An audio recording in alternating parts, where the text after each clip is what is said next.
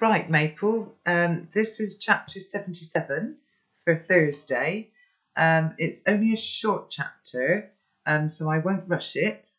I do quite like doing this. It kind of keeps me on my toes for when I'm recording on an evening and what day, hopefully, you'll be listening to it. So, here we go, chapter 77. Remember I told you that Grandpa Byron can remember pretty much every single day of his life. Now I think about it a bit more, it's easily the most impressive thing he does.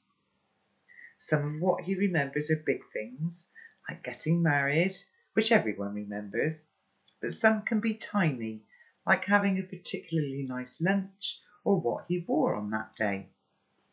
So far it makes for more than 18,000 bits of information that he can call up when he wants to remember, say, where he was on a particular day, or where he was living, or who was with him, or what he ate. None of it's written down, of course, so there's no way I can check whether he's right, but I totally trust him.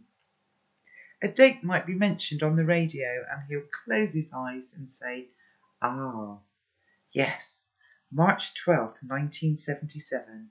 That was the day me and your Grandma Julie walked along the beach, and there was the most jolly terrific hailstorm, great big hailstones, as big as peas." And sometimes he can do added details like who else was there and what they were wearing, but not always. Anyway, we are back at Grandpa Byron's house, stiff from the moped ride, and I need to check something. We have hardly said a word on the way back, mainly because it's virtually impossible to talk over the whining of the engine and the wind in your faces. And besides, there's not much to say that doesn't involve me saying sorry for having totally messed it all up. How are the old memory palaces, Grandpa Byron? I ask with what I hope is a casual voice, but I wasn't to know the reaction this would provoke. He goes very, very quiet and scowls, and I honestly don't think I've seen Grandpa Byron scowl before. Requiring a little maintenance, I'd say. Oh, okay. So what were you doing on, I don't know, September 2nd, 1980? His eyes look up to the left for the longest of times. That was, well, like I say, they are requiring a little upkeeping. Oh, he's struggling a bit, isn't he, Grandpa Byron? I am disappointed and can't help showing it. Oh, come on. What about January 24th, 1996?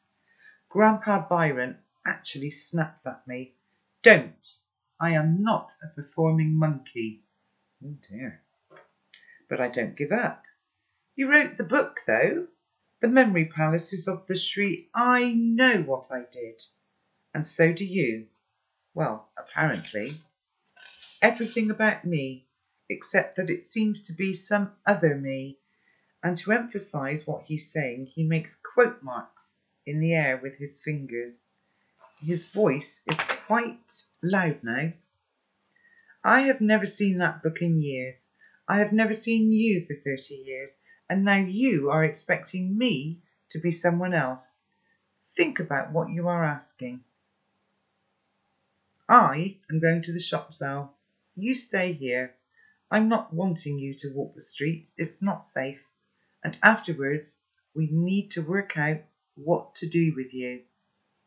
What he means is it's not safe for him. I get it. A man cannot suddenly have a young boy come to live with him without people wanting to know why. The front door slams as he leaves, and that now makes 2 rows I have had with Grandpa Byron, both within about 5 days, or 30 years, or, oh, I don't know. Take your pick. I've pretty much given up trying to work it out. I can hear Grandpa Byron's scooter coughing down the street, and I have to act fast. What do you think he's going to do, Maple? I've got a funny feeling in my tummy. The thing is, I have come back to a world that has changed in a billion unknowable ways as a result of what I did. Mum doesn't know me. other than meeting me once and thinking I'm special. Grandpa Byron's just, well, he's just not the same. I worked this out on the journey back from Bladen when I remembered what Grandpa Byron, or who I am now beginning to think of as the old Grandpa Byron, told me. Don't dream a different life, Al. Love the one you've got. Does that mean I can't try to change the one I've got? I have decided that it doesn't. From my backpack in Pie's bedroom, I take out the scratched and battered black box and the cables. The string of numbers and symbols that I had so laboriously typed into Pie's supercomputer is still on my keyring memory stick. I'll need to borrow Grandpa Byron's laptop. I'll need to find a zinc garden tub from somewhere. He's off again, maybe, isn't he?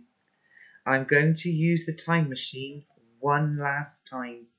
And I mean it. One last time. I'm actually sick to death of time travel. Oh, he's feeling a bit despondent. It's all going a little bit, you know, Grandpa Byron's getting tetchy. They're rowing and they don't do that, do they? So that was just a short chapter, like I said, Maple, but I will now record Fridays for you, and I will catch up with you very, very soon. Okay, take care. Bye. Bye.